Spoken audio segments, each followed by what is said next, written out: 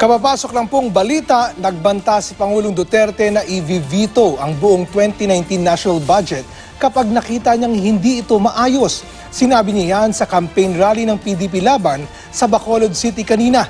Nabanggit din ng Pangulo ang di pagkakasundo ng Senado at Kamara kaya natagalan bago maipasa sa kanya ang 3.757 trillion peso budget.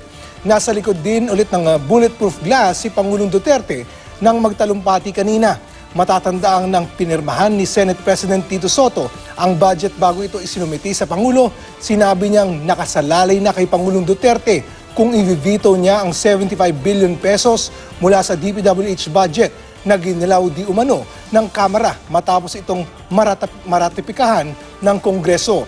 Nanindigan na dati ang liderato ng Kamara na walang illegal sa kanilang ginawa.